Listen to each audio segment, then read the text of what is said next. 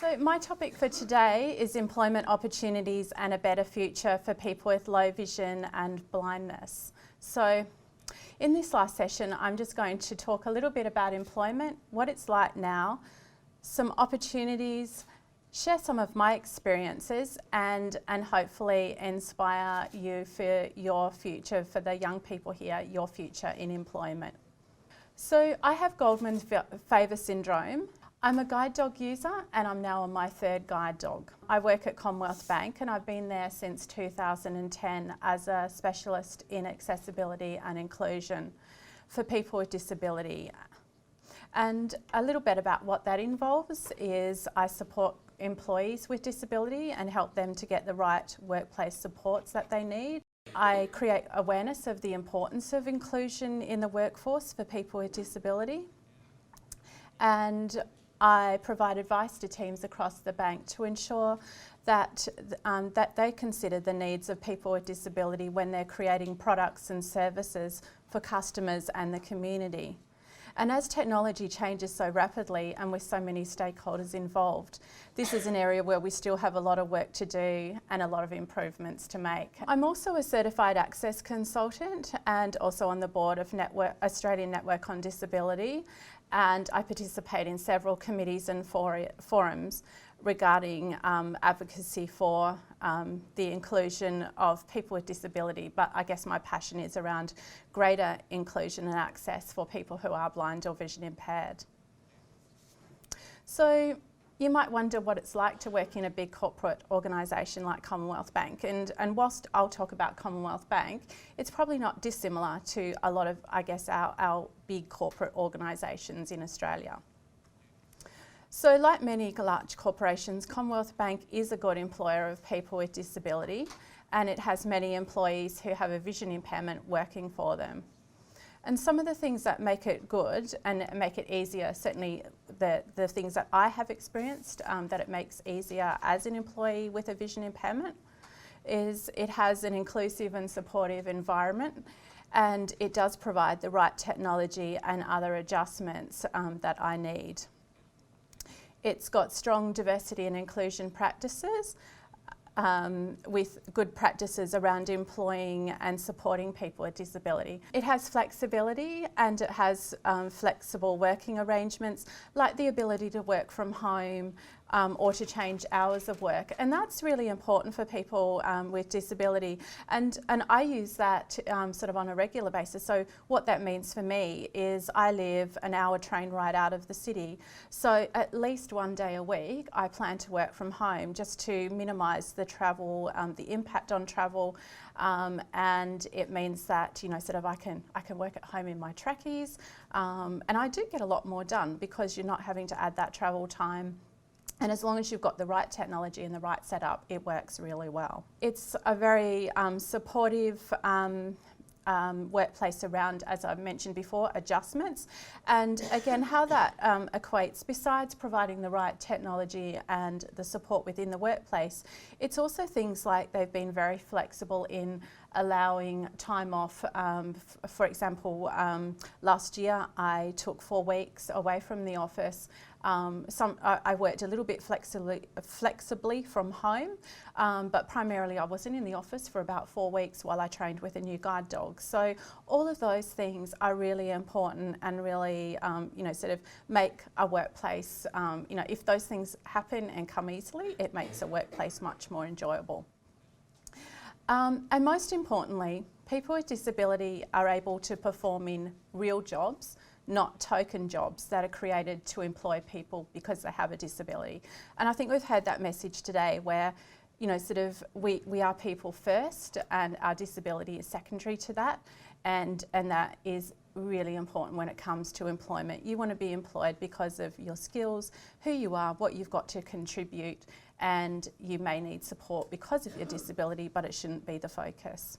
I met many of you at the Info Day last year where I was about to embark on a year-long secondment at the Australian Human Rights Commission to work on the Willing to Work inquiry, and that was a national inquiry into employment discrimination against older Australians with a disability, older Australians and Australians with a disability.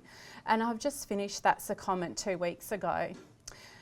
And I'd like to just share a little bit around some of the key findings from that and how it related to employment opportunities for people with disability. So overall, we found that many individuals with disability are being shut out of work, primarily because of underlying assumptions, stereotypes or myths that relate to their disability.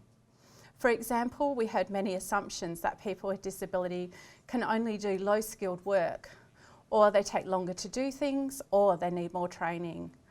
And from some employers, there was a perception that the adjustments are too expensive or too difficult. Some pretty negative stuff.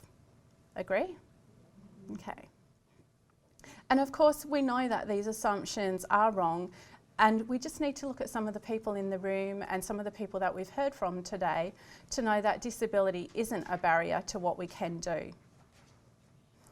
So just a brief snapshot of some of the latest data that came out of the latest survey of disability, ageing and carers that we use to inform our inquiry report. In 2015, 53.4% of people with disability were participating in the labour force, compared to 83.2% without disability.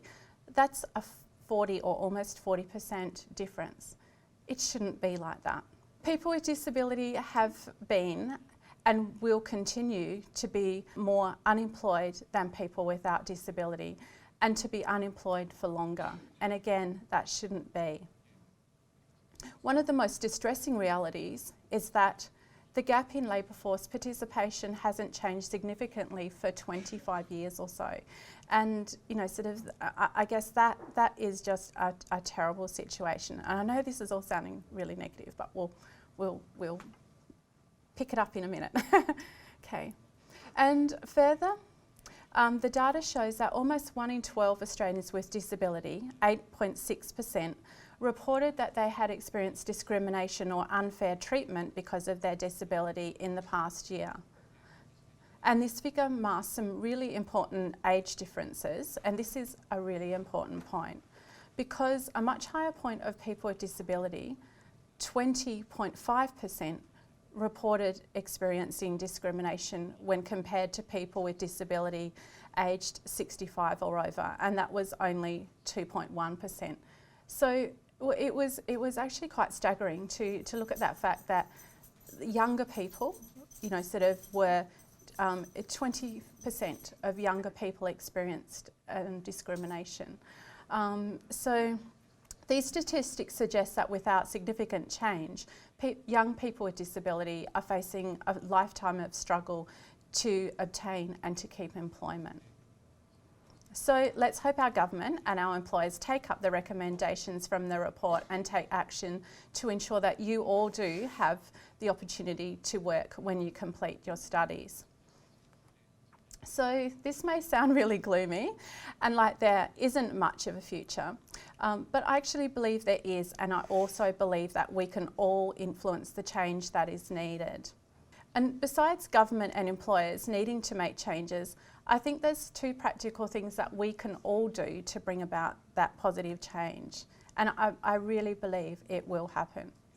Firstly, I think we all need to create greater awareness of what people with disability can do to change the negative attitudes, with more sharing of the everyday things that we can do, the so-called normal things.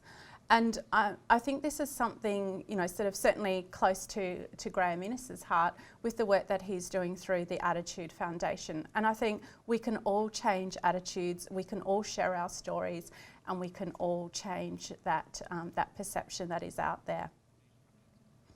And secondly, I think we can all advocate for greater access for education. Through education, we not only become educated ourselves, but we have an opportunity to teach and influence others around us. And we know a better education links to better job outcomes. So back to the inquiry, there are some really good employers out there, and there's some really good programs to support young people and not so young people to get jobs, and I'll just mention a few of those. The Australian Network on Disability have two great programs that I think are really great for young people. One is their Stepping Into internship program, and this is where university students with disability can do an internship placement in a large corporation or government organisation. And this program has a really great track record of students moving into a graduate program or ongoing employment. The other program A&D have is a mentoring program called PACE, and this program connects job seekers with a disability to an individual in an organisation who can assist with confidence, building job readiness and confidence. And again, while it's not a planned outcome of the program, many of the mentees do actually move into work, so that's really exciting. There's also guaranteed interview schemes, and there's something to look out for. More and more organisations are putting those in place.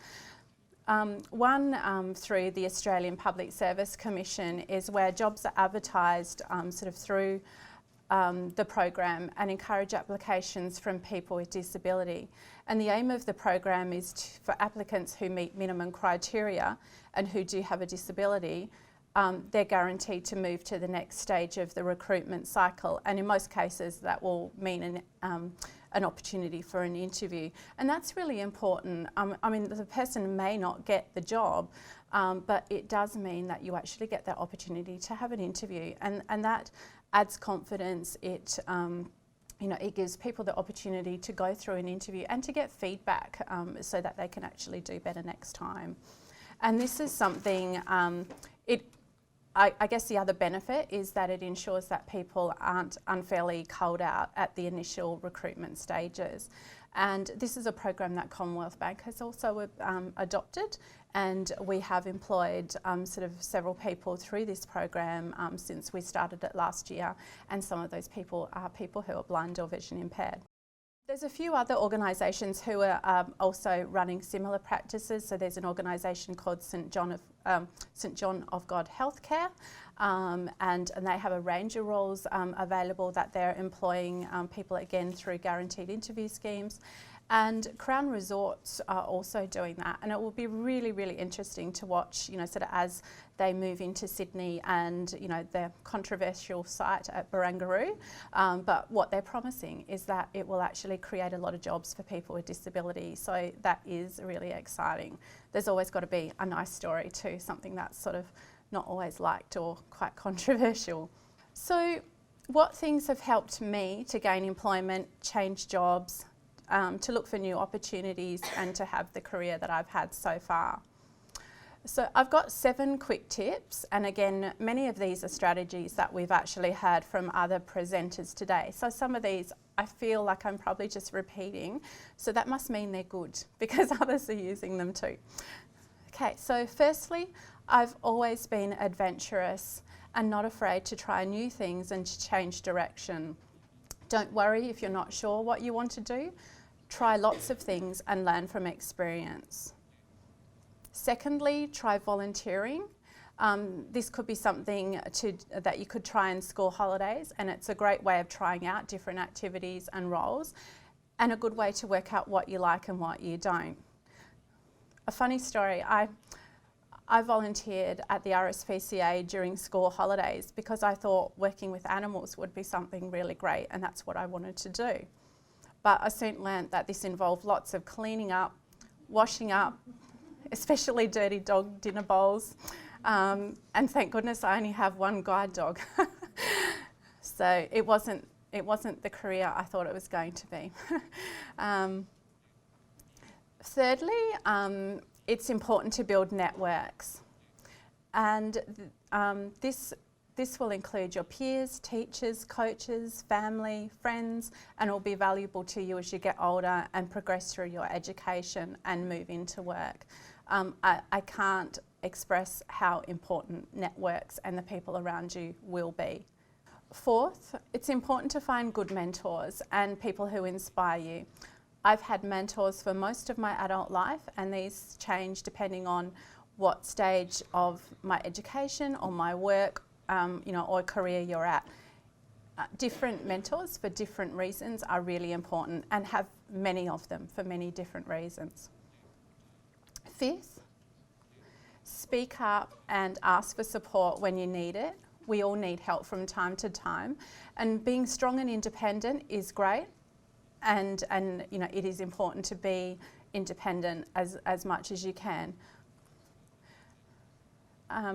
But just know when to ask for support when others, and remember, relationships at home, at school, at work are about giving, taking and sharing. So, don't be afraid to ask for support.